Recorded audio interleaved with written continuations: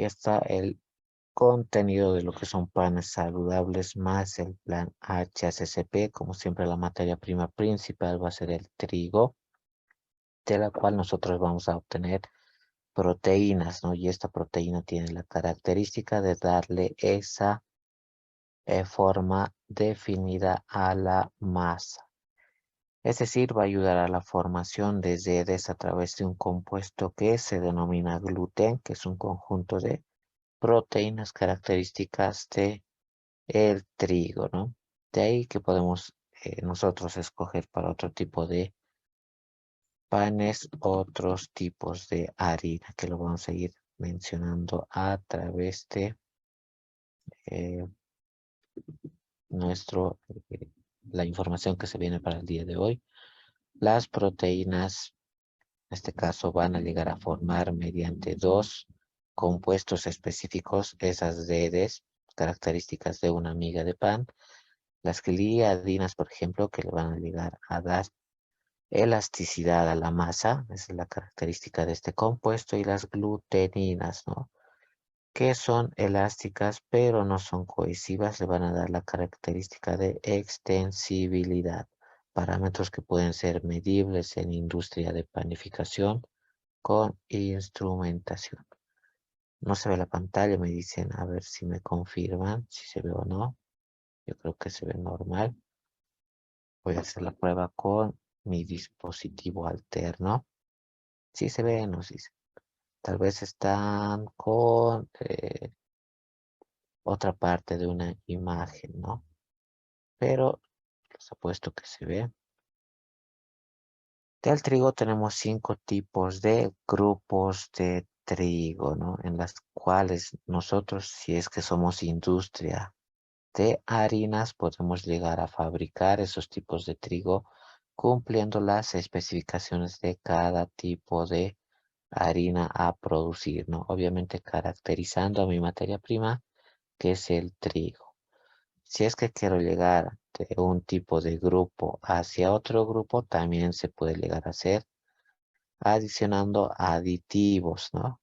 Puedo adicionar algunos aditivos alimentarios, por ejemplo, gluten, y volver a un tipo de harina, obviamente más dura. Se puede llegar a realizar eso en industria y todo va a depender del tipo de gluten, ¿no? Va a haber harinas elaboradas específicamente para pasteles, por ejemplo, para otro tipo de masas, como van a haber harinas elaboradas para otro tipo de uso, ¿no? En este caso para pastas de fideo, las cuales deben ser muy resistentes a temperaturas de cocción, obviamente, y no poder deshacerse. Eso se utiliza para fabricación de espaguetis, macarrones y demás, los tipos de harina con, del grupo 5, por ejemplo. Para panificación mecanizada podemos utilizar las del grupo 1. Las del grupo 2, si es que yo voy a necesitar que mi pan llegue a tener una textura un poco más fuerte. Para galletería, los tipos de grupo 3, por ejemplo, de harina para tortillas, buñuelos y demás. Y para repostería, los tipos de grupo 4, ¿no? Van a poder observar ejemplos sobre esta temática en el curso también gratuito que se viene un poquito más adelante con nuestro colega. Respecto a la panificación, también tenemos factores que van a llegar a afectar la producción en industria, ¿no? Algunos que pueden ser tradicionales, por ejemplo, siempre la industria se va acoplar a los gustos del cliente, ¿no? Y eso depende de cada región. No son los mismos gustos respecto a panificación europea, respecto a panificación regional, panificación tradicional que tenemos en Bolivia. Por ejemplo, en Bolivia tenemos algunos tipos de panes donde no se utiliza elevada cantidad de levaduras, ¿no? Y los cuales obviamente también son muy atractivos para la población. Va a depender también de la cantidad respecto al costo. Mientras mayor, más cantidad lleguemos a producir, obviamente los insumos a adquirir van a ser en mayor proporción y el costo va a llegar a reducirse, ¿no? Si es que yo adquiero 100 toneladas de harina, obviamente voy a tener un menor costo que pagar que si yo voy a adquirir un saco de harina, ¿no? Y de igual forma para los demás insumos, el tipo de energía disponible, a veces vamos a tener que producir estos tipos de panes a leña, por ejemplo, aún se los realiza en nuestro país, acá en Bolivia, les comento, panes muy deliciosos y más costosos, ¿no? Y más saludables en parte, o a gas natural, o algunos lo llegan a realizar con gas comprimido, ¿no? Va a depender mucho de la energía disponible. Incluso ya hay hornos eléctricos, ¿no? Pero eso va a depender de cada acceso a ese tipo de tecnologías de la población. El tipo y consistencia de harina que mencionábamos, o sea, depender de ello, hacer siempre control de calidad antes de ingresar lotes grandes de harina. Imagínense que yo eh, adquirí accidentalmente, sin control de calidad, 500 quintales de un tipo de harina que no me va a servir, ¿no? Un tipo de harina dura para fideo y ese no va a llegar a, obviamente, tener buenos resultados en cuanto a industria de panificación. De igual forma, el tipo de pan deseado, es ahí donde vamos a recurrir a bibliografía, ¿no? Como siempre, tenemos un montón de recetarios que les llegamos a otorgar. Para esta sesión hemos tomado en cuenta el gran libro del pan integral, por ejemplo. El tiempo entre la cocción va a ser un factor a controlar muy importante, también la temperatura y la forma de consumo del mismo. De los ingredientes habituales para la mayoría de los panes, harina de distintos cereales, ¿no? Puedo emplear harina de quinoa, cañagua y demás. La grasa, ya sea esta manteca vegetal o de origen animal, cantidades de azúcar o yo también puedo añadir edulcorante a veces, si es que quieren reemplazar esta cantidad de azúcar no apta para diabéticos. Leche o sólidos de la leche tienen determinadas propiedades. Preparación con enzimas. Vamos a dar un curso gratuito más adelante, ¿no? De enzimas en la industria alimentaria, usos en panificación, cervecería, lácteos, en otras áreas, ¿no? Surfactantes que se pueden utilizar, aditivos en menor proporción. En el curso que se ha desarrollado esta semana, les hemos mencionado en qué forma se deben llegar a utilizar esos aditivos, ¿no? Levadura, sal y agua, con los correspondientes controles de calidad. De la función de los ingredientes, el agua va a ayudar a hacer plastificante a la masa y obviamente a ser disolvente de insumos y no tener grumos de algún insumo mal disuelto que a veces se llega a... De igual forma, vamos a estar con la grasa de distintos orígenes, de distintos países también. Esta grasa puede ser importada, nacional y demás. Permite la palatabilidad, es decir, es un agente aglutinante al momento de operar la masa. En el curso que se viene un poquito más adelante van a también tener algún tip sobre esto. Evita el endurecimiento y incrementa el volumen de la masa, ¿no? Endurecimiento porque sin grasa obviamente el pan sería duro desde el instante en que has culminado su horneado, ¿no? Esa es la propiedad de esta grasa que le ayuda a evitar ser duro. El azúcar mejora el sabor, incluso le puede dar algún tipo de textura especial o en este caso coloración por la propiedad de poder caramelizarse al azúcar, ¿no? Se pueden hacer soluciones azucaradas y colocar a la parte encima de la masa y darle un brillo a la misma, ¿no? También sirve de sustrato para la levadura, es su alimento principal, eso se lo llega a tomar en cuenta en industria y permite la reacción de Maillard que estábamos comentando, la sal le va a llegar a dar el sabor, ¿no? Y le ayuda también a la masa a que ésta sea más fuerte. La levadura va a ser la que va a llegar a originar el dióxido de carbono y va a hacer que la masa llegue a crecer producto de la interacción de microorganismos, ¿no? Y le va a dar la característica de esponjosidad a nuestra masa. Muy importante qué tipo de levadura a utilizar. Y en breve se viene la parte de prefermentos con el siguiente docente, ¿no? La leche le va a incrementar el valor nutritivo por sus propiedades, obviamente. Las enzimas le van a dar algunas mejoras respecto a la textura y van a incrementar mayor tiempo de vida útil del producto final.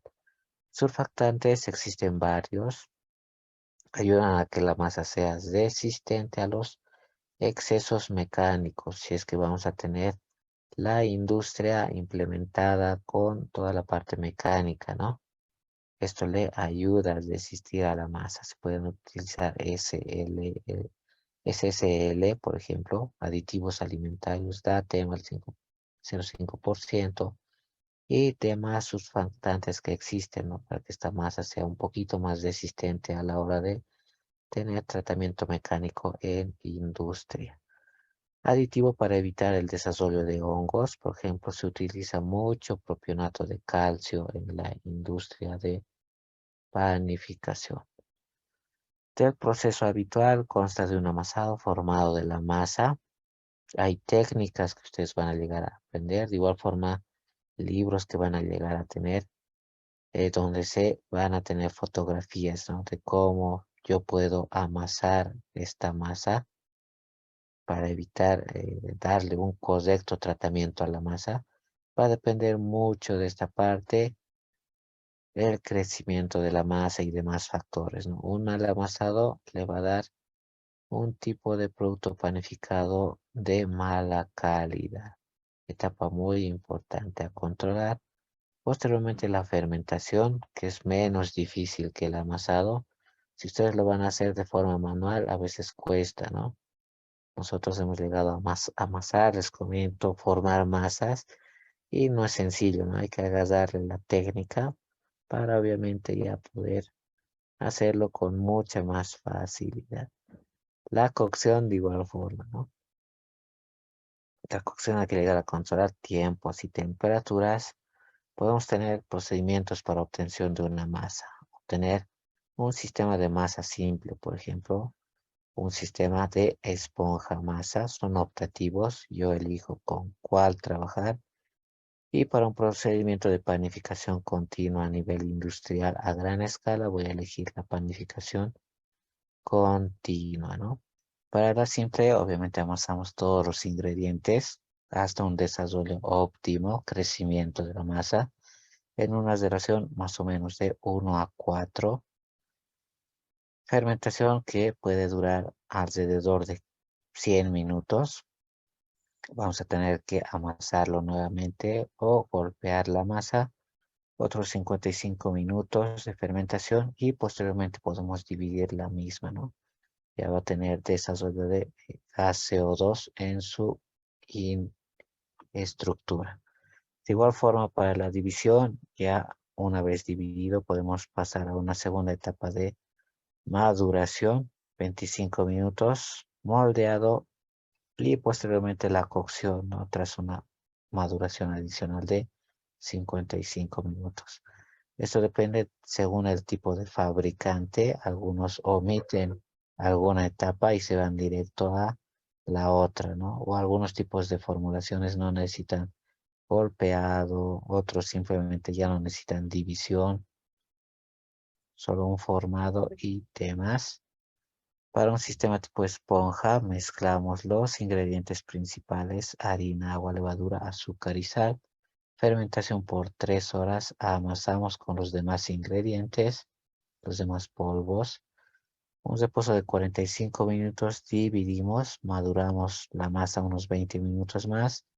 Moldeamos, lo introducimos al molde, hacemos que madure 55 minutos y directo a cocción, ¿no? Estos tiempos son variables, depende del tipo de levadura, los tiempos se pueden ir disminuyendo, ¿no? Si es levadura fresca, si es levadura liofilizada, esos tiempos son variables.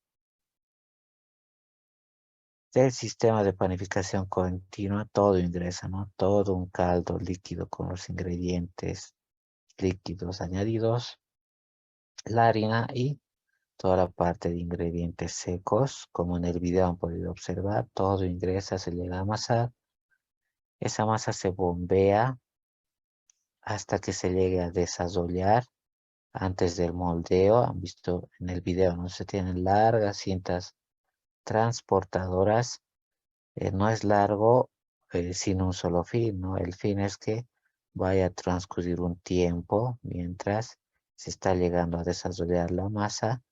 Una vez que se desarrolla, es decir, se moldea, se la hace madurar un poco más y se la hace cocer, ¿no? Se la hace enfriar. El enfriado también demora un poquito, es por eso que se tienen túneles de enfriamiento, como han podido observar en el video, y está listo para envasarse.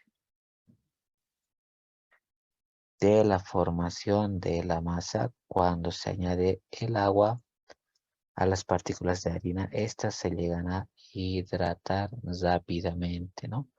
Esto varía en otros tipos de harina también. Depende del cereal de origen a utilizar.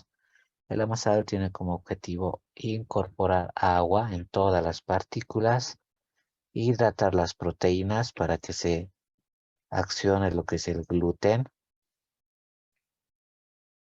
Se incorpora el aire durante el amasado, es decir, yo realizándole volteos, muchas veces se dobla la masa, se vuelve a estirar y demás, le estoy añadiendo aire a la masa, ¿no? Ese es el fin de amasar. La masa se hace más cohesiva y sí, y disminuye su densidad, llega a crecer. El contenido proteico de la harina puede afectar el tiempo de amasado, ¿no? Mientras más gluten tenga, obviamente va a necesitar un poco de más tiempo. El pH también afecta el tiempo de amasado, el pH de la mezcla, lo cual disminuye con la sal, y un sobreamasado hace las masas más débiles, ¿no? Es por eso que ese factor se controla a nivel industrial.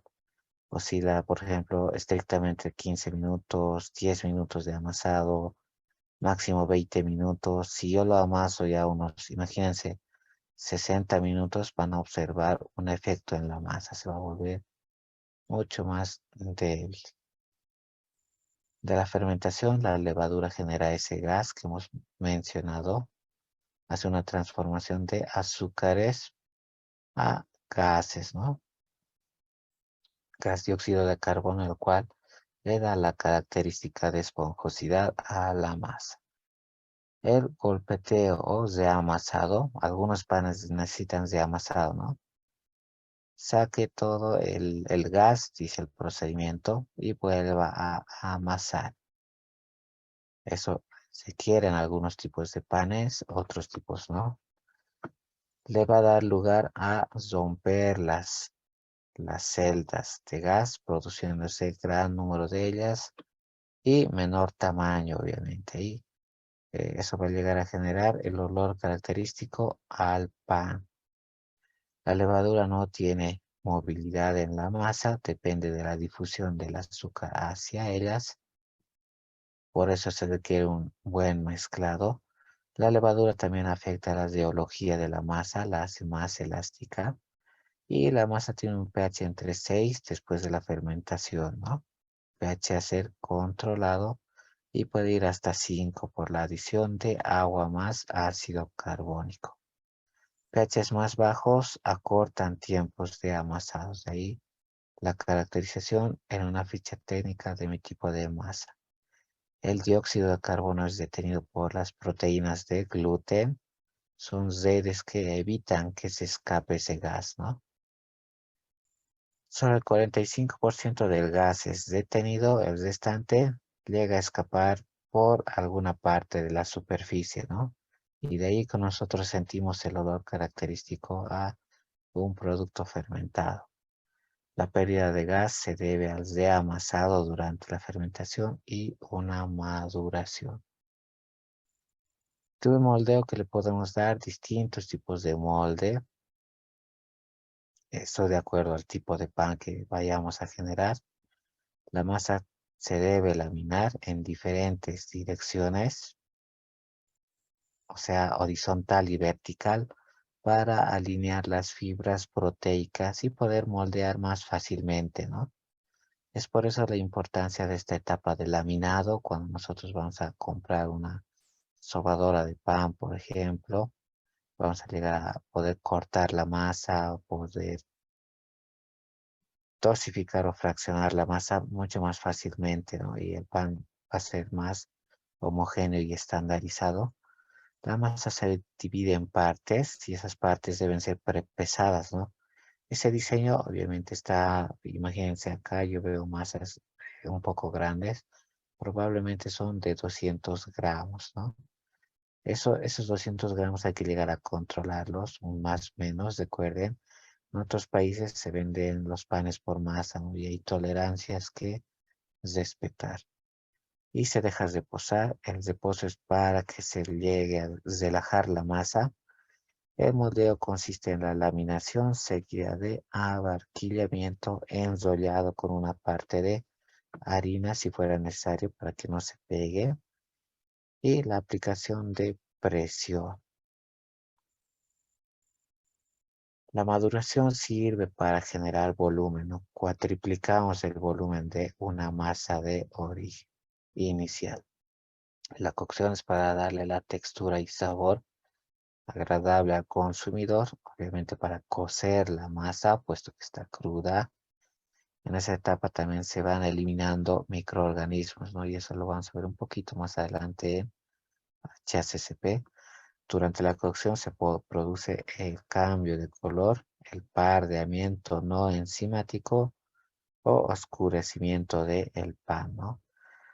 Si es que tenemos cantidades de azúcar, también ocurre la reacción de Maillard, donde el azúcar reductor más un aminoácido libre forma la melanoidina, compuesto de color.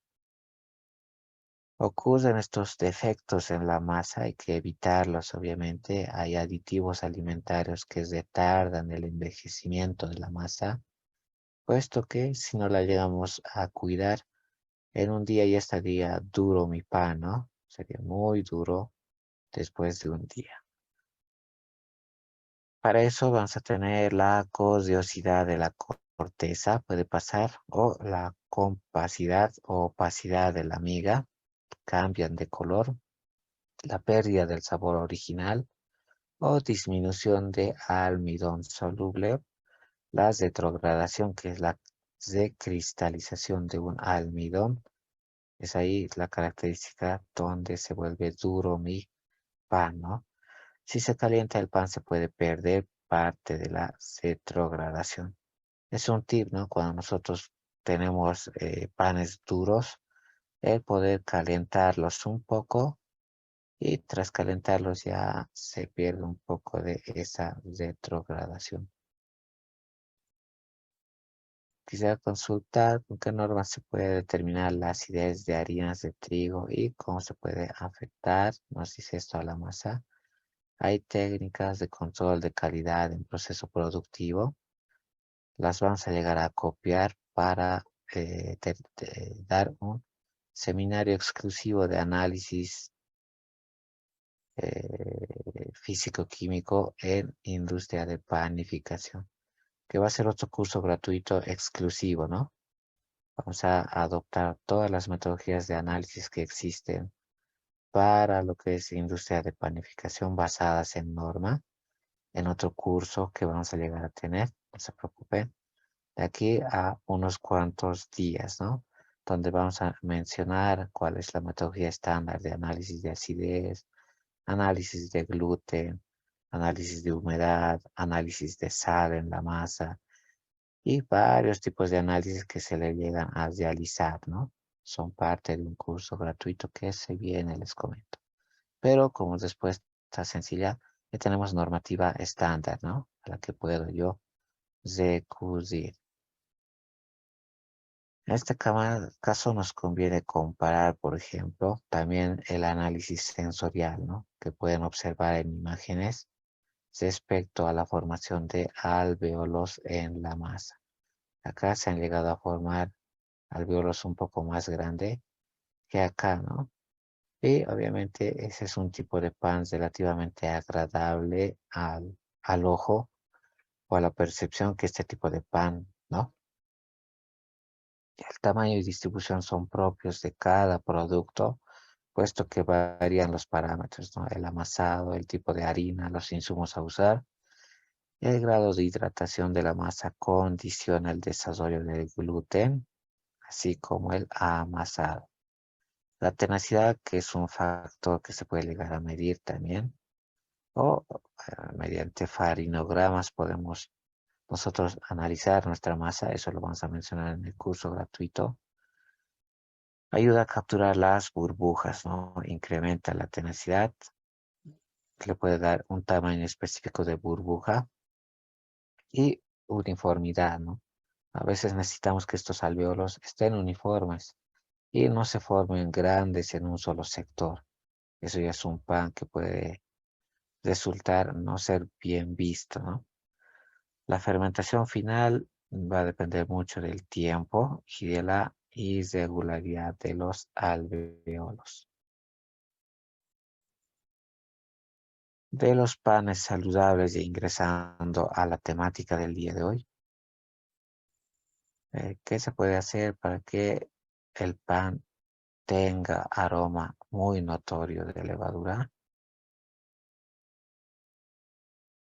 Les comento que se puede llegar a incrementar el desarrollo de levadura justamente añadiéndoles las enzimas correspondientes, ¿no?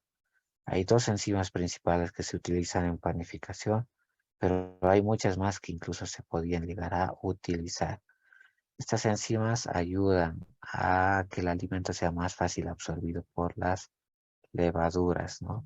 Tienen la capacidad de facilitar la absorción del alimento a las levaduras y que sea más notorio, obviamente, la parte de eh, el olor característico a el pan. De los panes saludables existen varios en nuestro medio. Hay bibliografía entera, como hemos visto en la primera parte, ¿no? Que se puede llegar a visualizar. Varios autores han incluso dedicado pinturas ya específicas, ¿no? A lo que es industria de panificación. Ahí está una pintura en 1565 de la parte de la cosecha de alimentos para panificación, ¿no? En este caso trigo para cereal. La consulta que nos hacemos es dónde situamos a un pan saludable. Deben estar situados para una dieta saludable, ¿no? Eso para tener una vida saludable, parte de los alimentos que consumimos saludables, puesto que el pan no es el único, no debería ser el único, y todo eso va a llegar a constituir la parte de panificación saludable que necesitamos. Las características del pan no es un pan funcional, aunque si es que yo tengo la habilidad de fabricar o diseñar o desarrollar un producto, puede llegar a ser un pan funcional, ¿no? Hay técnicas muy específicas para esto. No es funcional, ojo, pero sí puede llegar a serlo. Es de fácil digestibilidad en este tipo de panes, alto poder saciante, de igual forma, no pierde esa característica el pan, y óptima biodisponibilidad nutricional. Para esto, obviamente, se hace el análisis nutricional correspondiente a un laboratorio autorizado, ¿no? El por qué, y de ahí que nosotros ingresamos, ¿no? A la parte de producciones de masas madre de cultivo. Un secreto que se utiliza, por ejemplo, en algún tipo de panadería específica, donde nosotros elaboramos masas madres, ¿no? Y le da una característica especial a nuestro pan. No es lo mismo elaborar un pan de forma habitual o industrial que han podido observar en imágenes que uno producido a partir de una masa madre de cultivo. En sí, es un prodigio, ¿no? Utilizado desde épocas antiguas, como han visto en el video, los panaderos griegos han sido muy solicitados en esa época, ¿no? La masa madre de cultivo es una mezcla de harina y agua, esos dos componentes principales. La harina por naturaleza llega a contener algunos microorganismos característicos y ayudan a desarrollar este tipo de masa madre. Posteriormente es fermentada por bacterias ácido-lácticas y levaduras, en este caso salvajes, ¿no? Muy importante esto de levaduras salvajes, puesto que son las que provienen de la harina de origen. Levadura salvaje es obviamente la característica de cada tipo de país, de cada región de producción, ¿no? Las aportaciones de una masa madre de cultivo aporta la flora microbiana necesaria, la ayuda a desarrollar a estos microorganismos. Nos interesa mucho su cantidad, ¿no? También las levaduras salvajes o bacterias ácido lácticas. Crea y desarrolla el sabor y aroma exclusivo de un tipo de pan. Un pan elaborado a partir de masa madre no se compara en olor, ¿no? Comparado a otro tipo de masa habitual. Mejora la textura y estructura de la miga y de la corteza. Es otra de sus propiedades. Prolonga de forma natural la frescura del pan. Es una de sus aportes principales. No se necesita tanto aditivo alimentario. Protege el pan del enmohecimiento por sus características ácido-lácticas, por ejemplo. Las bacterias ácido-lácticas son bioconservadoras naturales, ¿no? Ayudan a que nuestro pH llegue a ser estable y llegue a ser bajo. Mejora las propiedades nutricionales del pan y aporta valores saludables relevantes en distintos tipos de estudio. Una masa madre es un factor saludable determinante, ¿no? La mejor ayuda a que la digestibilidad sea mejor, ayuda en la reducción del índice glucémico y en la óptima absorción de nutrientes de un pan. Aporta la flora microbiana, ¿no? Puesto que tiene bacterias ácido-lácticas y levaduras salvajes naturales beneficiosas. No son lo mismo tener este tipo de bacterias que no son saludables, ¿no? De eso vamos a estar hablando en HSP un poquito más adelante. Reduce la presencia de y polisacáridos, aporta acidez láctica, le da un sabor característico, reduce el índice glucémico del pan con la combinación acidez más fibras, ¿no? Y la fibra, recuerden que debe ser siempre alta en los alimentos para evitar tener problemas digestivos. Degrada el gluten de la masa en gluteninas y gliadinas. Protege el pan contra el enmohecimiento, permite elaborar panes sin aditivos. Si es que yo quiero hacerlo de forma natural, lo puedo realizar mediante la técnica de masa madre, ¿no? Ligeros y con un sabor incomparable. Los efectos benéficos contra alergias y sensibilidad al gluten se ven en este tipo de panes. Vamos a estar hablando más adelante de panes sin gluten, ¿no?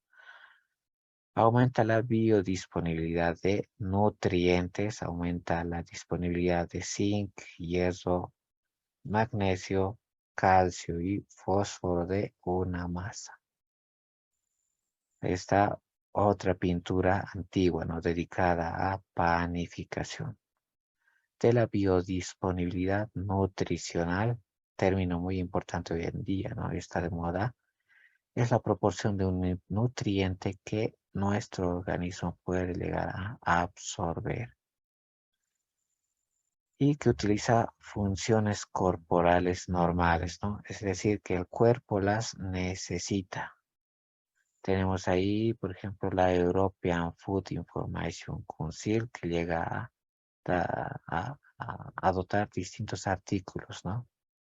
Uno dedicado a biodisponibilidad, que son potenciadores de la biodisponibilidad, compuestos como los carotenoides, por ejemplo. Si yo voy a elaborar un pan de zapallo, así se llama acá en nuestro país, zapallo, o calabaza en otros países, o un pan de zanahoria, resulta ser mucho más adecuado para la salud, ¿no? Aumenta la biodisponibilidad.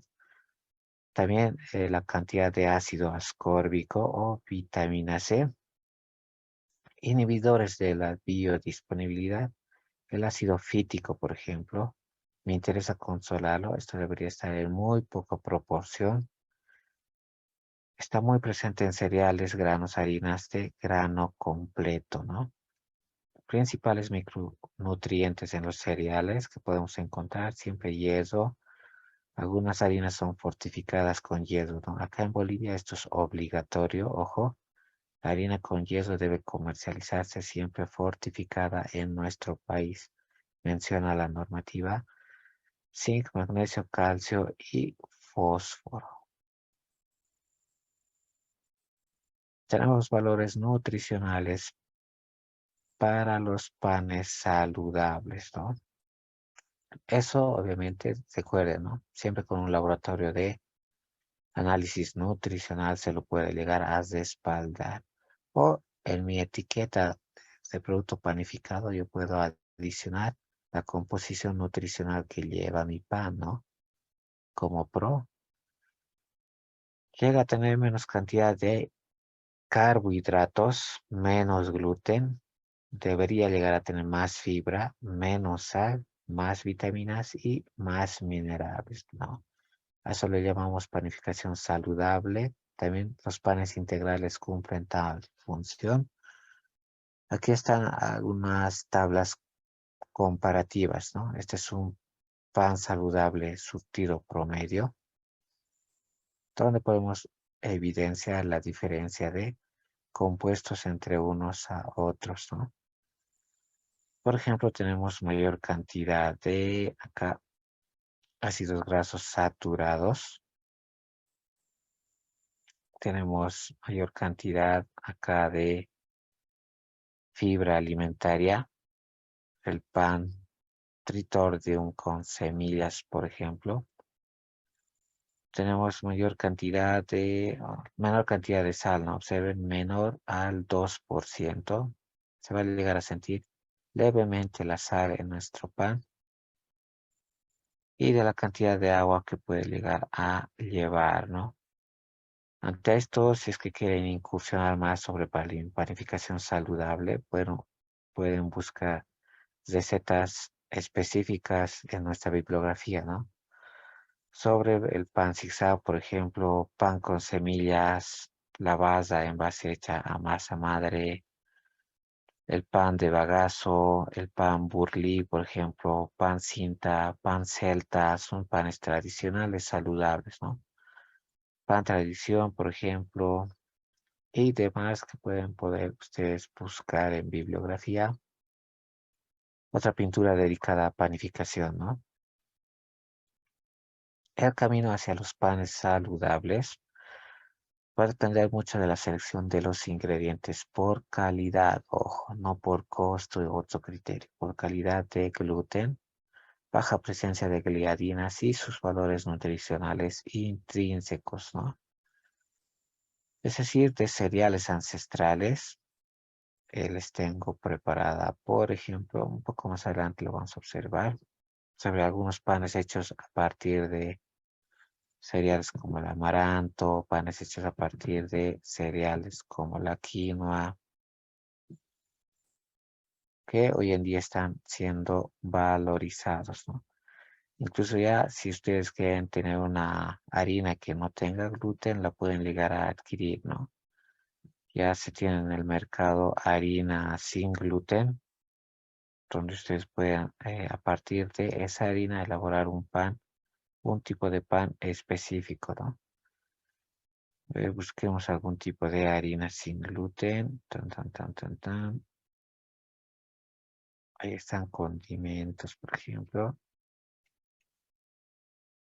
Y la parte de harinas la pueden llegar a encontrar en nuestros mercados, ¿no?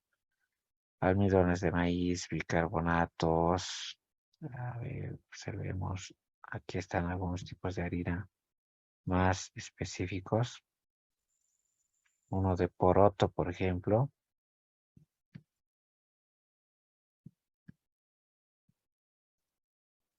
O de otro tipo de cereales, ¿no? Tan, tan, tan. Incluso hay otros tipos de industria que también utilizan ese tipo de ingredientes. Hay que llegar a seleccionar ingredientes ancestrales, volver a ellos. Harinas de trigo de menor contenido de gliadinas. Se puede analizar gliadinas. Cereales sin gluten, mediante análisis de gluten, obviamente. O a partir de pseudocereales. La quinoa es un pseudocereal, por ejemplo. Inclusión de harina de leguminosas, alta presencia de fibra natural, preferentemente de los propios cereales, esta fibra, y ingredientes de proximidad. De los procesos fermentativos largos con presencia activa de bacterias ácido lácticas y levaduras salvajes también, elaboración de presencia con masa madre y largos tiempos fermentativos. En breve van a ver algunos tips también para elaborar estos tipos de masa madre.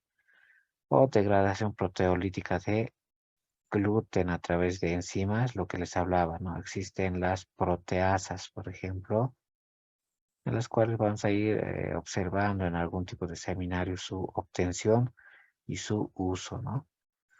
La reducción del índice glucémico, mejor conservación del pan, un poco más de horas para conservarse, mejores valores sensoriales, el sabor, color, olor va a ser más agradable, mejor digestibilidad y mejor absorción de nutrientes.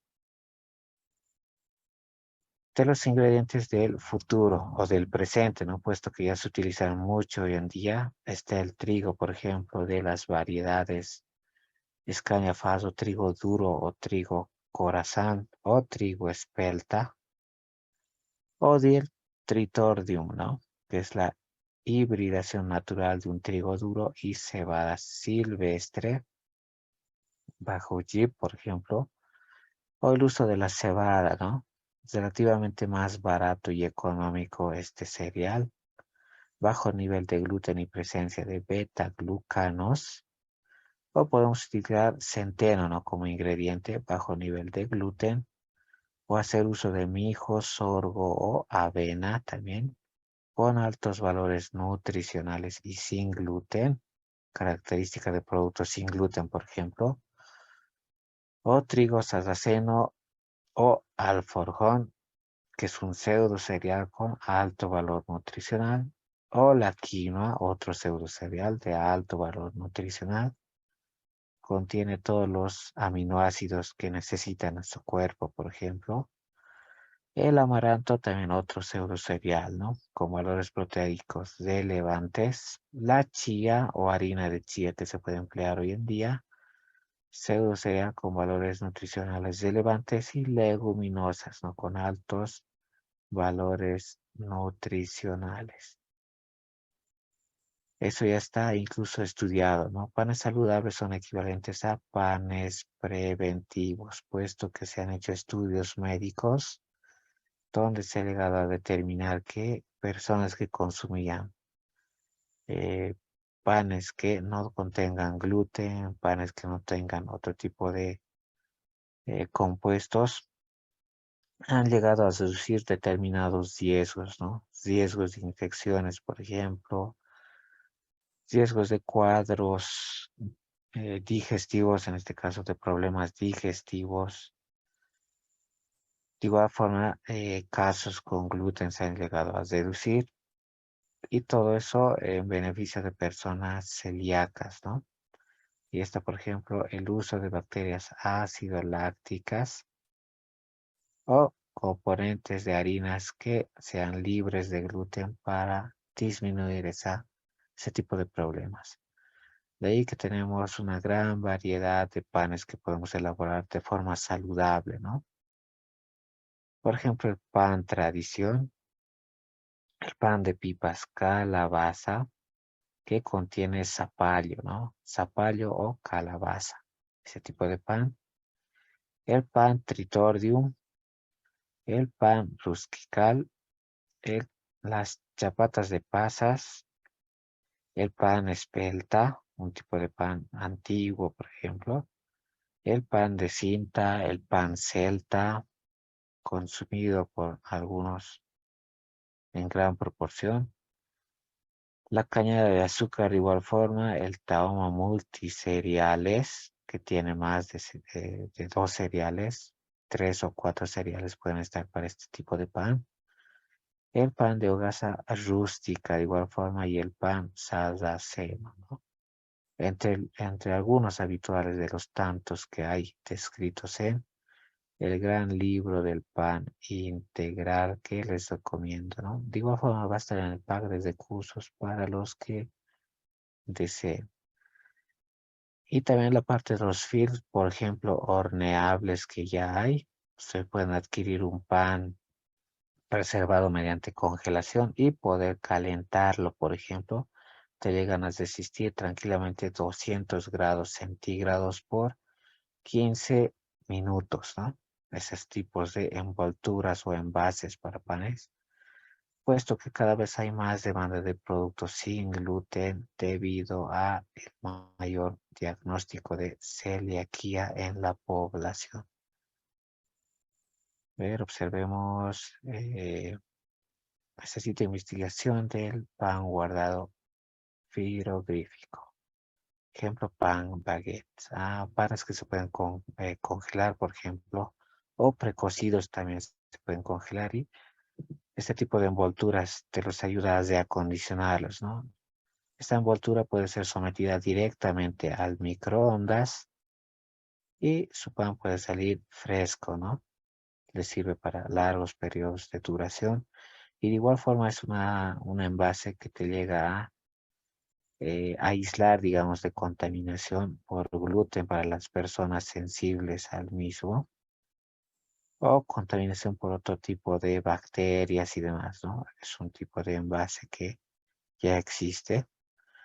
Hay cada vez más demanda de productos sin gluten y para eso tenemos que elaborar determinados tipos de fermento, ¿no? Les voy a mostrar, por ejemplo, la elaboración de algunos tipos de panes para llegar a este contenido nutricional, por ejemplo, que debe ser certificado. Paso cero, preparar el polish o prefermento, así se le llama para las recetas. Recomendamos que hagas el polish en vez de espumar la levadura y mirar las técnicas que vamos a llegar a mostrarlos en bibliografía, ¿no?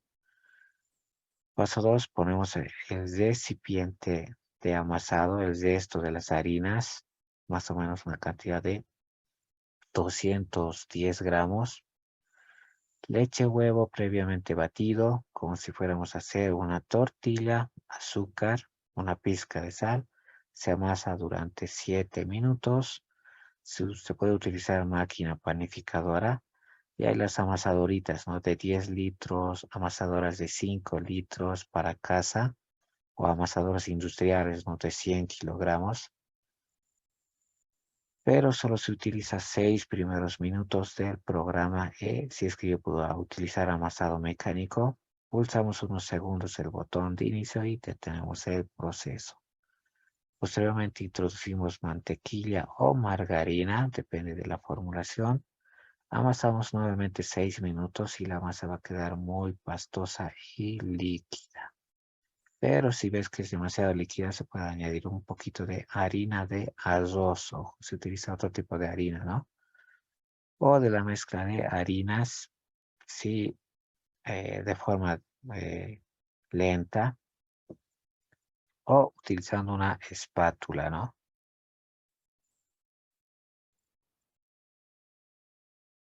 Utilizando una espátula llegamos a rociar y va a estar un poquito más pastosa.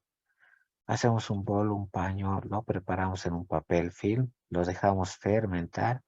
Ustedes van a observar en el curso, ¿no? Que se pueden emplear técnicas que están al alcance de nuestro hogar, por ejemplo, para mejorar este tipo de técnicas en las cuales se emplean nylons o papel film para poder hacer fermentar la masa, ¿no? Eso también es utilizado en la industria de la pizza, les comento. Muy utilizada esta técnica para poder guardar una masa 3 días, 4 días, por ejemplo. La fermentación va a depender mucho de la temperatura ambiente, ¿no? No hay que alarmarse. Algunos se alarman en climas fríos, ¿no? Es mejor tener una temperatura que esté graduada más o menos con unos 30 grados centígrados y una humedad relativa de un 70% a 90%, por ejemplo, depende del tipo de pan que vayamos a generar. Podemos ir controlando el proceso de la masa. Esto puede demorar más tiempo si es que voy a hacerlo sin, sin control de temperatura, por ejemplo. Si es que no tengo generador de 30 grados centígrados, lo hago a temperatura ambiente.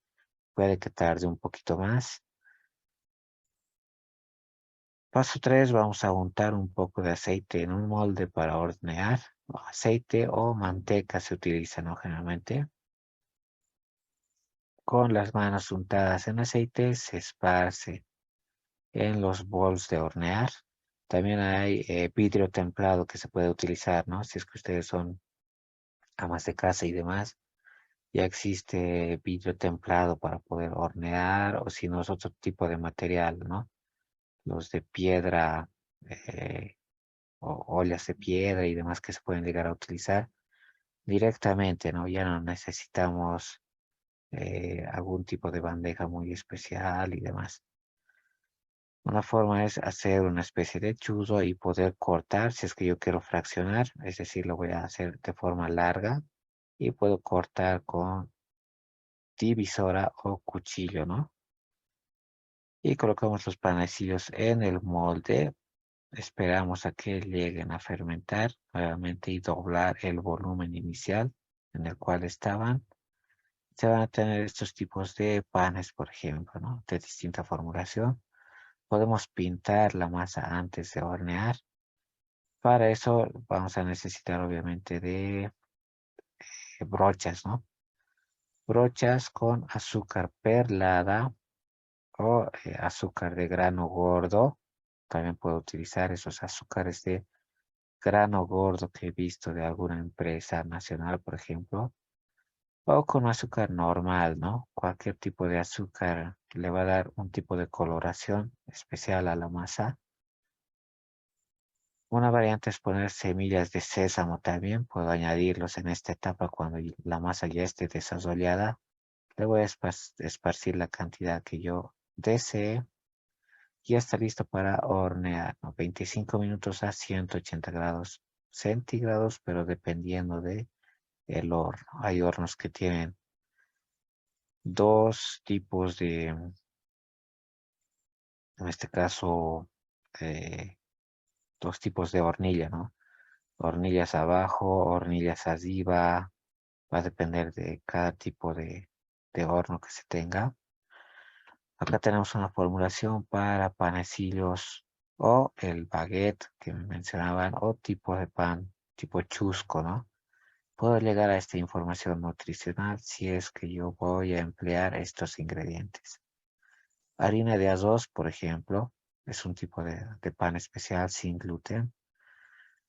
Harina integral de arroz, también dos tipos de harina, ¿no? El de arroz normal y el integral de arroz, 100 gramos de fécula de papa o 70 gramos de fécula de patata, 40 gramos de almidón dulce de yuca, harina de trigo sarraceno, 50 gramitos, 50 gramos de harina mijo, 20 gramos de el prefermento que vamos a llegar a elaborar. En este caso estoy utilizando el hush, una cucharada de azúcar integral, solo si vas a espumar la levadura, ¿no? Si no, no es necesario. Una cucharada de sal, una cucharada de bicarbonato de sodio, una cucharada de vinagre de manzana o zumo de limón, 40 gramitos de aceite de oliva virgen, un sobre de levadura de panadero seco, es decir, liofilizado, y 460 ml de agua templada. Y hay que añadir de a poco eso, no puedo añadirle inicialmente 300 ml y ver cómo me está quedando la masa. Puedo añadirlo un poquito más y vemos cómo me queda la masa, ¿no? Todo eso a 30 grados centígrados para poder disolver la levadura. En eso consiste esta elaboración de un pan baguette especial. Se espuma la levadura, por ejemplo, para hacer el polish.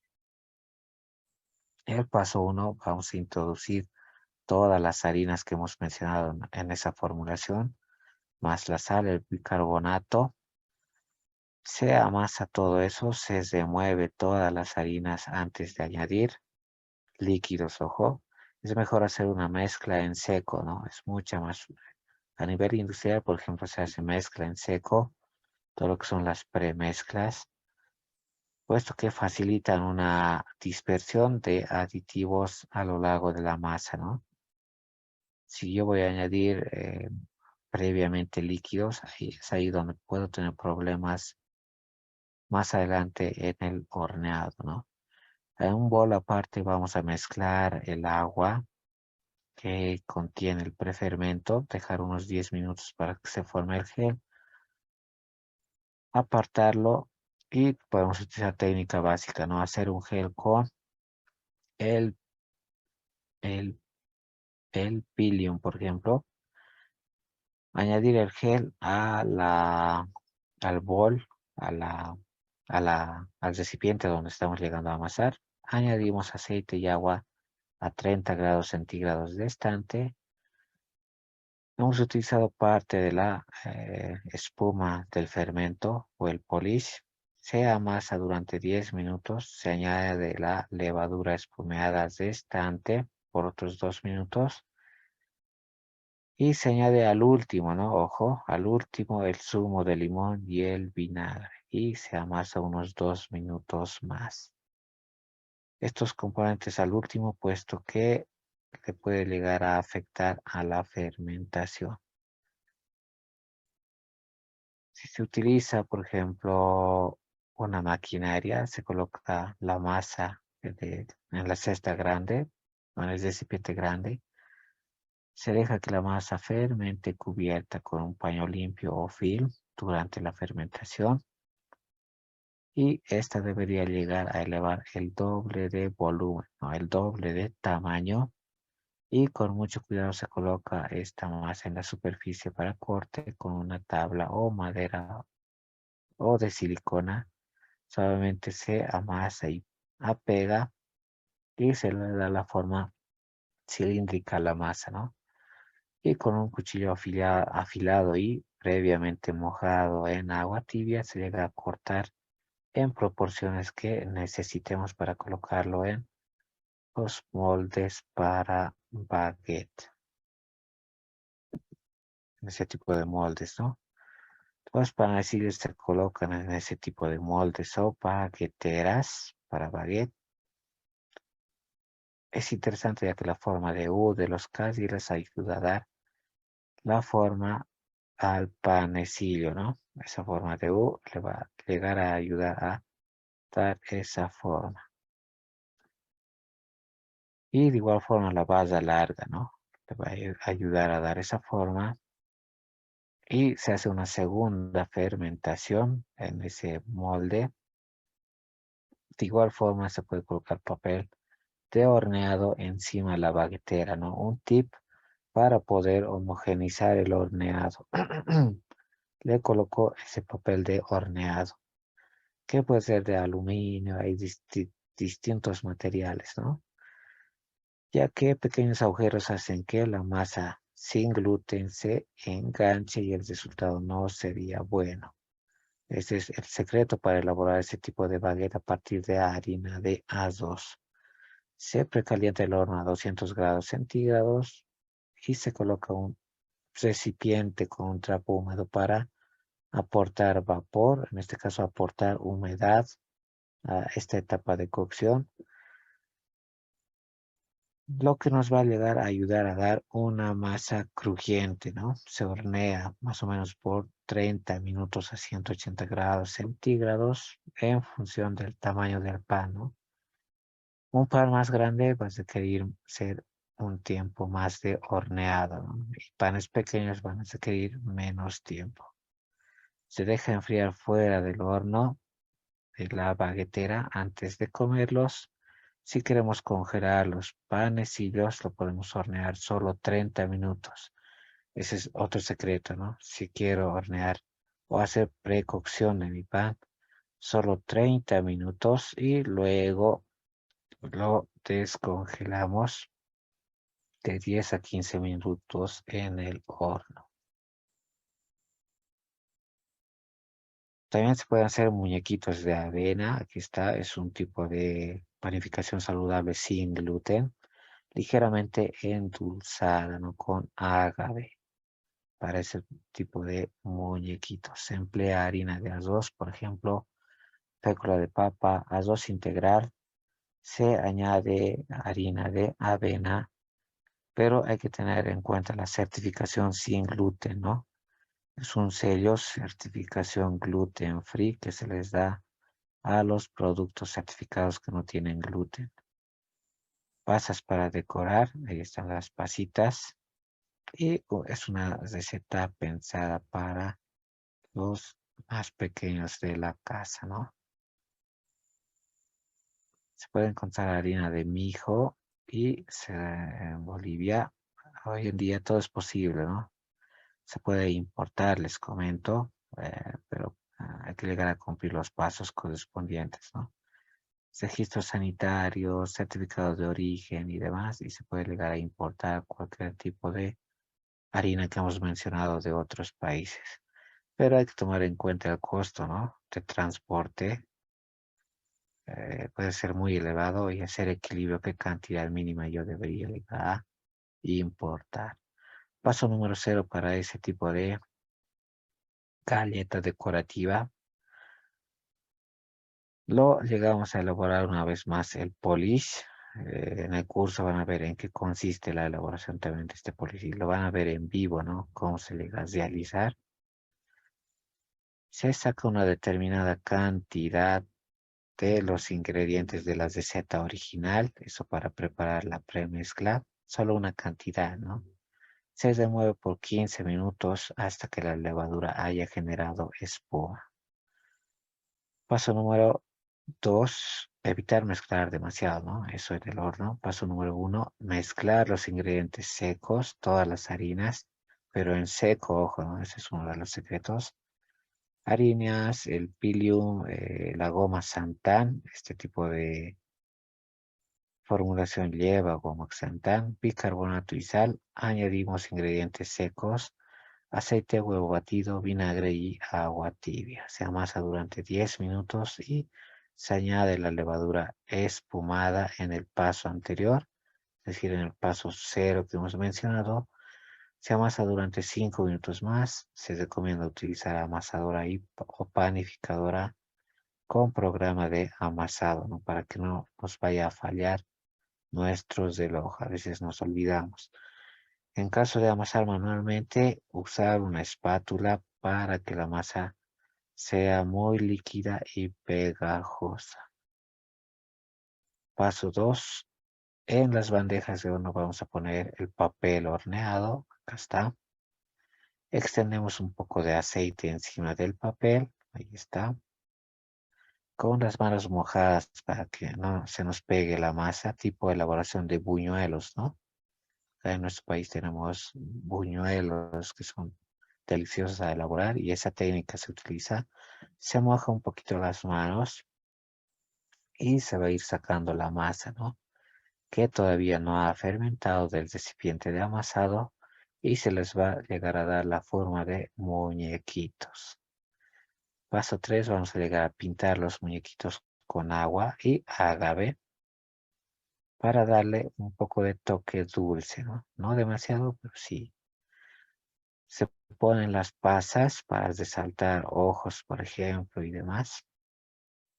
Boca, manos, botones, le podemos llegar a colocar al muñequito brevemente en agua templada para evitar que se lleguen a quemar durante el horneado, ¿no? Ese es un tip para el uso de pasas, por ejemplo.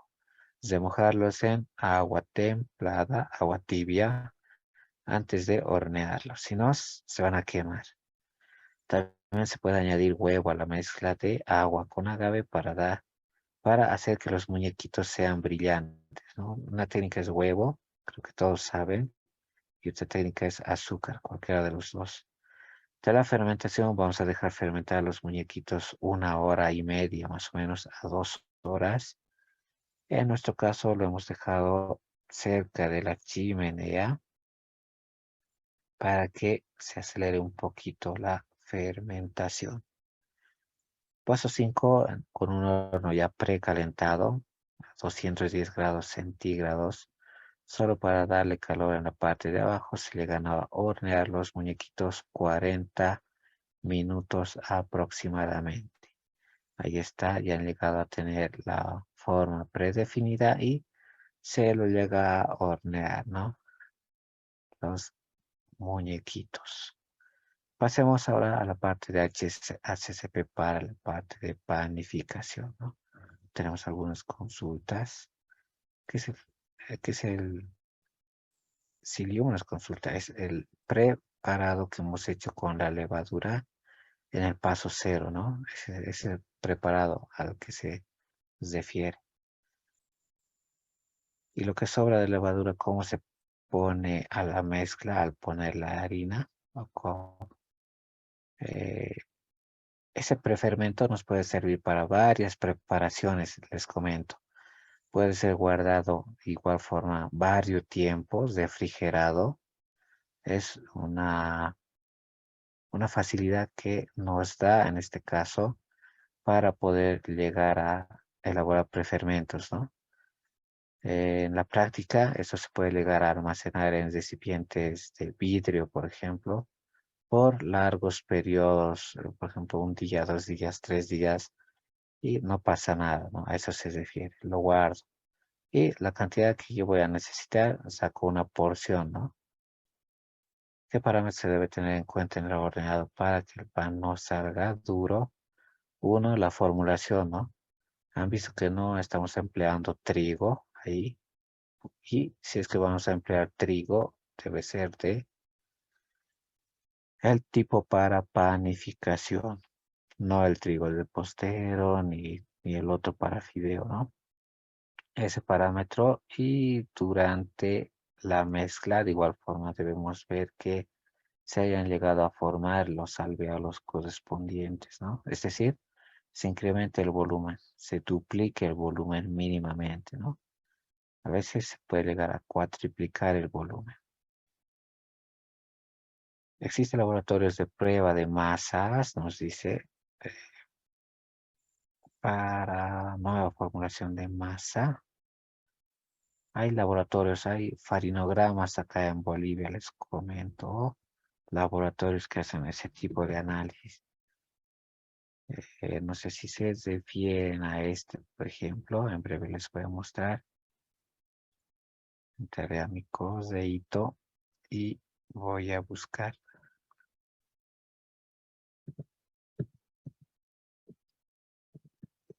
Nosotros antes de hacer una formulación podemos hacer análisis con farinogramas, ¿no?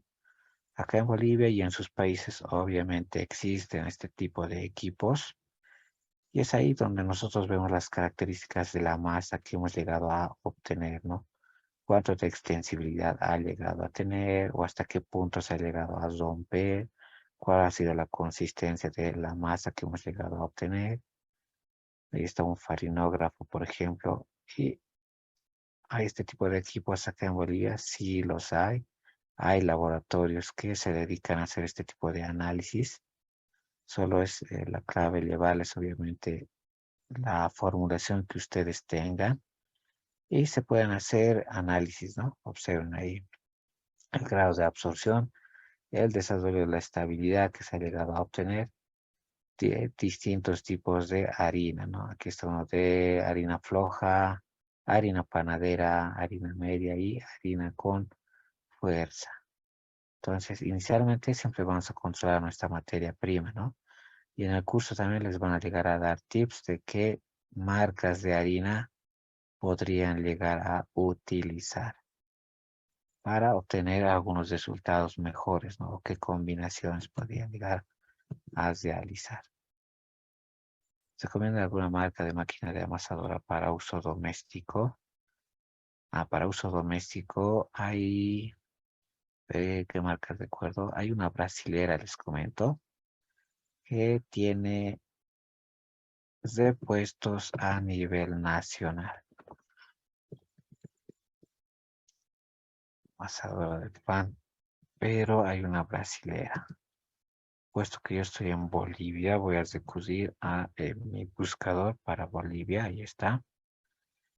Hay las pequeñas, les comento, de la marca, a ver, de ese tipo de amasadorita que yo he llegado a consultar. Incluso tenía los tres tipos de aspa, ¿no?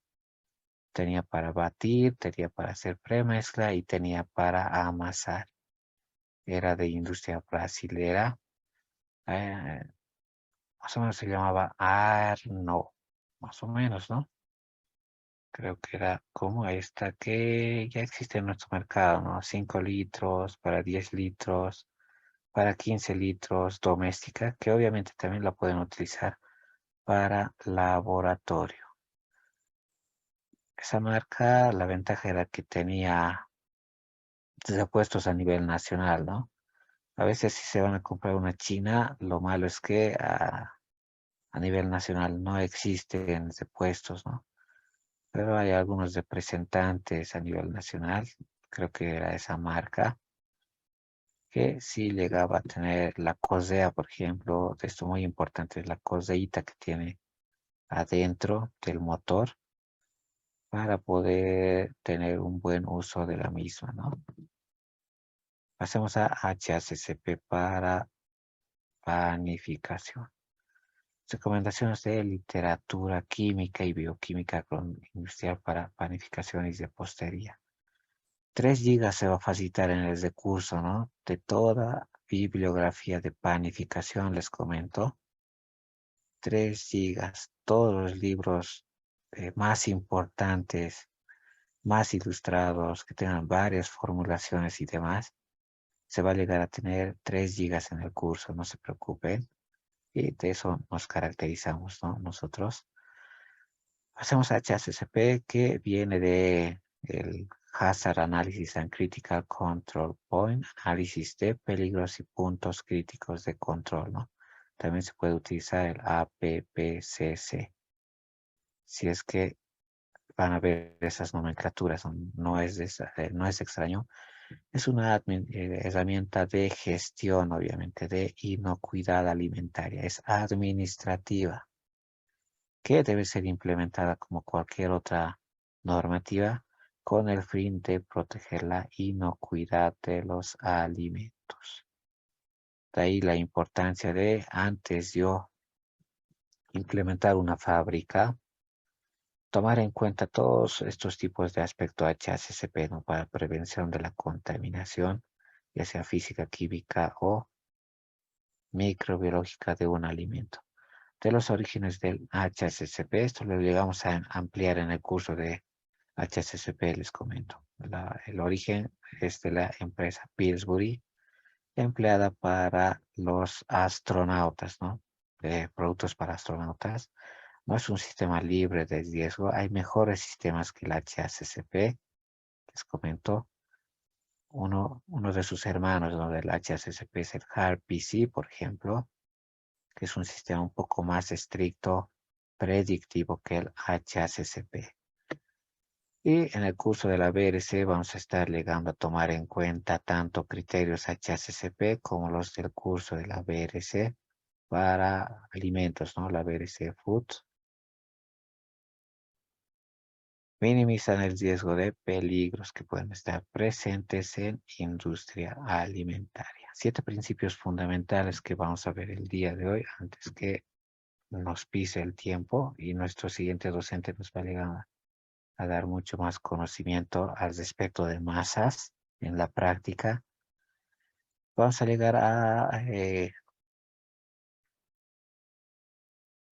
analizar los peligros e identificar los peligros. Es muy importante. A veces pueden estar en nuestras narices los peligros, les comento.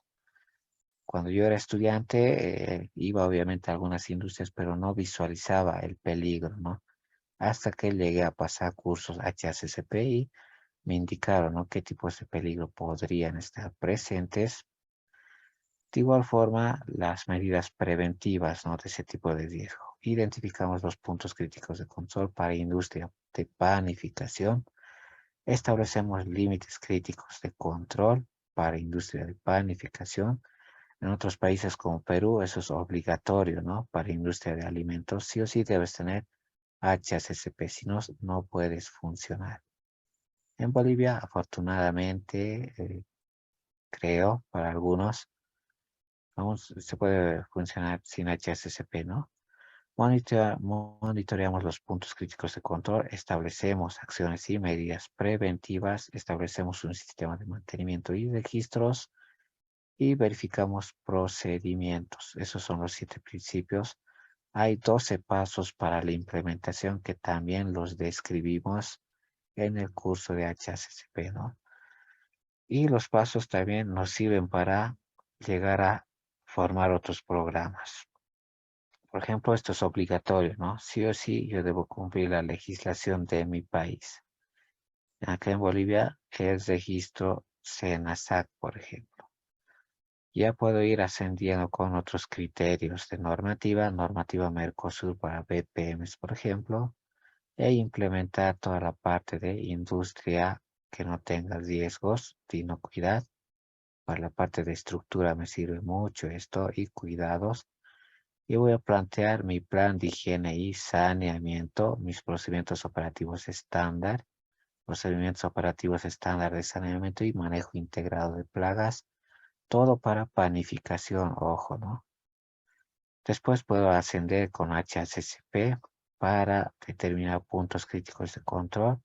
Posteriormente ya estoy casi listo para cumplir normativa ISO. Puedo certificarme yo en una ISO 22000 o si es que mi panificado es para exportación, puesto que hay panes para exportarse, ¿no?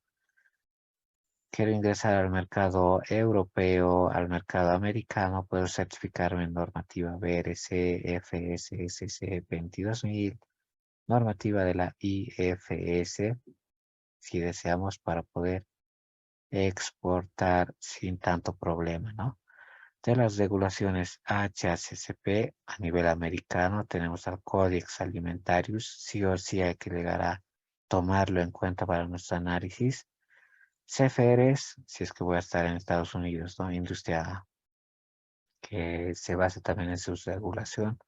CFRs que hay que llegar a cumplir, Código Federal de Regulaciones y determinados decretos a nivel nacional. De ahí que yo voy a elaborar este tipo de programas, ¿no? Para la parte de HACCPs. Defino objetivos específicos para la planta, por ejemplo. Mejorar la parte de higiene en las distintas áreas. Defino mi campo de aplicación que voy a desarrollar en mi programa HACCP, por ejemplo, tratamientos primarios, limpieza, desinfección, transporte, capacitación. Defino el objetivo principal, mi alcance, en este caso, a toda la planta, ¿no? Documentos de referencia que puedo tomar en cuenta. Siempre no se olviden del códex. Aquí está mencionado el códex en su revisión 3. Puedo adicionalmente tomar en cuenta legislación nacional, ¿no? Debo en la parte 4 definir términos y definiciones para que se entienda mi plan HACCP, ¿no? Puesto que debe ser entendible por todas las personas en planificación. Defino qué es producción primaria, por ejemplo, qué es transporte de productos hidrobiológicos, desembarco de productos hidrobiológicos. Este es un ejemplo, ¿no? De HACCP genérico. Los responsables de este plan, control de calidad, producción, el procedimiento que vamos a llegar a seguir, medios de verificación mediante registros para todo, ¿no? Por ejemplo, el registro de materias primas, donde debo establecer mi procedimiento, alcance, documento de referencia, algunos términos para materias primas, responsables que van a cuidar ese aspecto y el procedimiento, ¿no? Por ejemplo, para HACCP, el POES, ¿no? Del POES, limpieza de pisos, limpieza de desagües, y la verificación va a estar en el registro 2. Del mantenimiento de instalaciones de igual forma, ¿no? Los objetivos, alcance, documentos de referencia, términos responsables y el procedimiento. Por ejemplo, acá para equipos de limpieza en general. Obviamente esto ya en la realidad hay que hacerlo a nivel específico, ¿no? Por ejemplo, para limpieza de la amasadora, limpieza y desinfección de amasadora.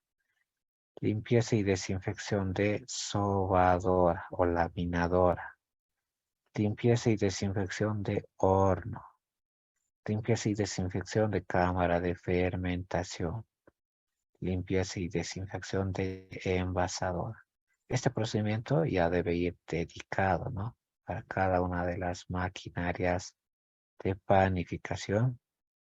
Y lo voy a registrar, incluso utensilios, ¿no? Aquí están los utensilios que vamos a hacer.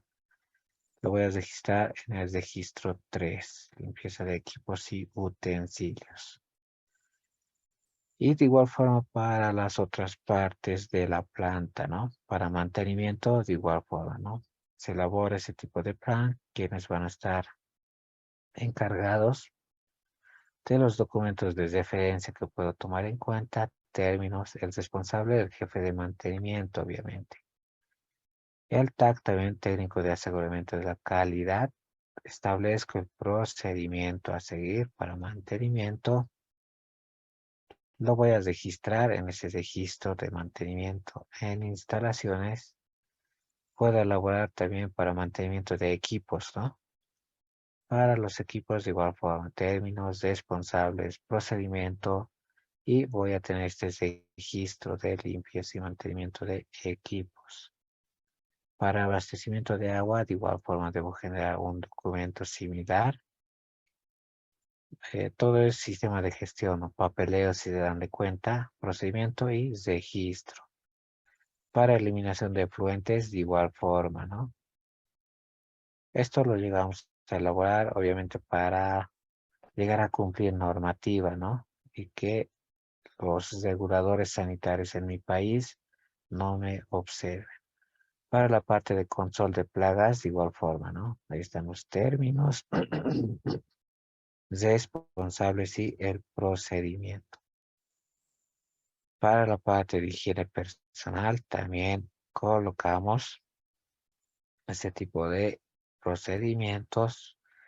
En sí, el documento a emplear, control de operaciones, también hay que llegar a controlar. Y para la etapa de almacenamiento, ¿no? Ahí está. ¿Qué vamos a hacer para almacenamiento? Todo eso dedicado a industria de panificación, ojo. Contaminación cruzada y su prevención. ¿Qué significa? ¿Qué es? ¿Cómo lo va a llegar a prevenir? Y aquí están los formatitos de registro, ¿no? Para materia prima, ahí está. Y para limpieza y desinfección, ahí está. Y eso es obviamente yo lo coloco el formato que desee. Voy a colocar todo lo que esté en planta. Voy a colocar la fecha, la hora y demás. La firma, que es muy importante. Ahí está para manejo de residuos sólidos. Y ese tipo de documentos se llegan a elaborar, ¿no? Para la parte de HACCP. También tenemos este ejemplito a la mano, ¿no? Ahí está, por ejemplo, para panificación. Se llega a elaborar todo el manual que de igual forma tiene la parte de higiene y saneamiento, control de plagas, personal, control del agua, mantenimiento y verificación de higiene, más sus registros, ¿no?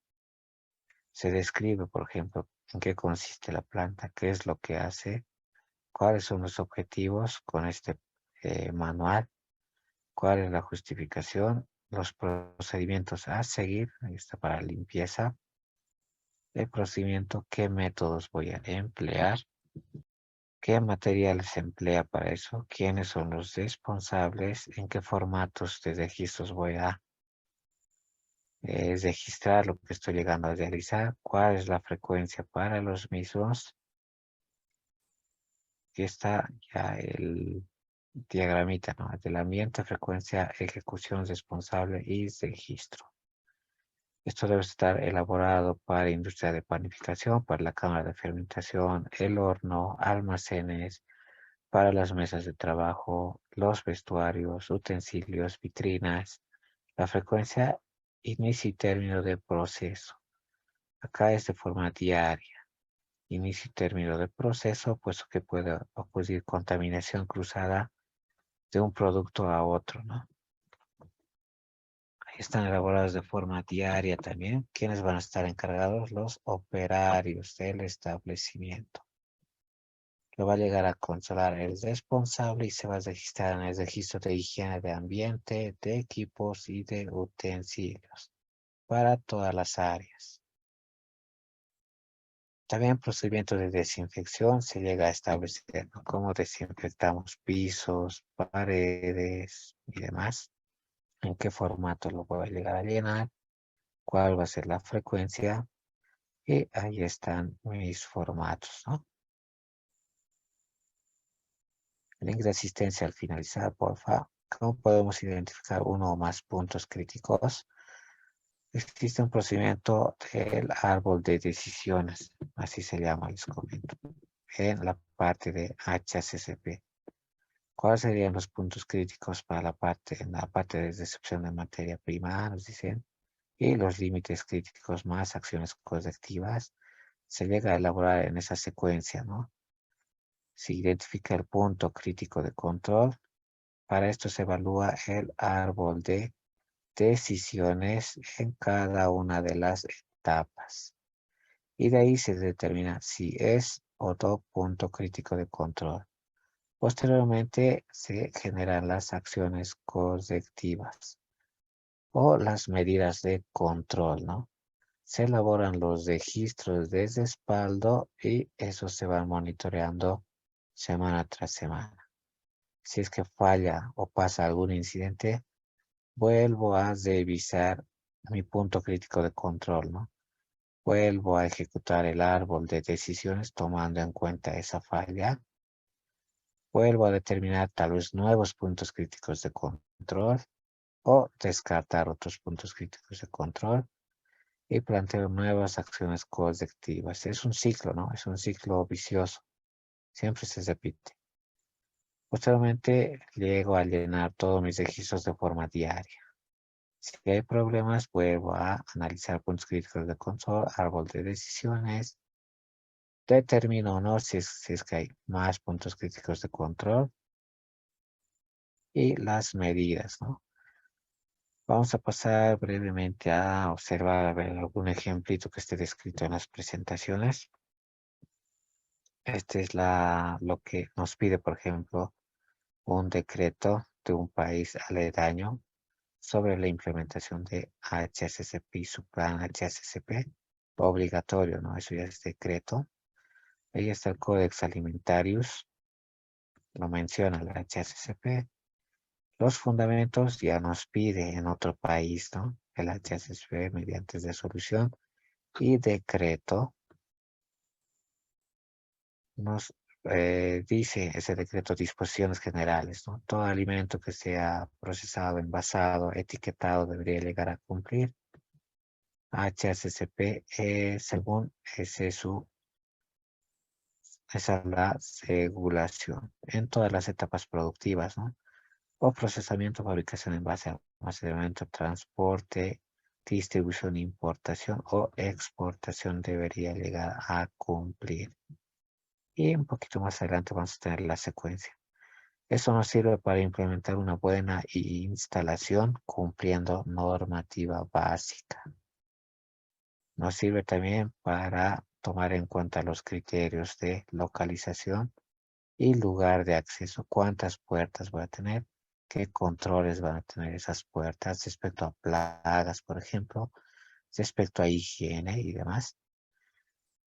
Abastecimiento de agua, control de calidad, qué tipo de control vamos a hacer a la misma, disposición de residuo, condición de área de elaboración, instalaciones sanitarias, pisos, drenajes, paredes, techos, ventanas y todo debería estar adecuadamente instalado de acuerdo a normativa, ¿no? Esa es la parte de normativa que hay que llegar a cumplir, ¿no? Toda la parte de equipos, utensilios, siempre los recargamos a lo largo de el curso de HACCP. Ya estamos llegando al final y vamos a responder algunas consultas, si es que las hay, ir repasando algo de la normativa, ¿no? Respecto a equipos y utensilios, de igual forma hay requisitos por cumplir en normativa, ¿no? Tipos de contenedores que debo implementar, por ejemplo, tuberías de material resistente, distancia entre equipos e instalaciones, cumpliendo el principio de cubaje, equipos críticos dotados de instrumentos que controlen el proceso, que controlen mediante termocupla, por ejemplo, que controlen mediante flujómetros, que controlen mediante lectores de concentración de determinados compuestos, lubricación solo con sustancias permitidas, para eso hay certificación, por ejemplo. ¿Lubricas la amasadora? Nos van a consultar. Sí. ¿Qué lubricante utilizas? El de esta marca.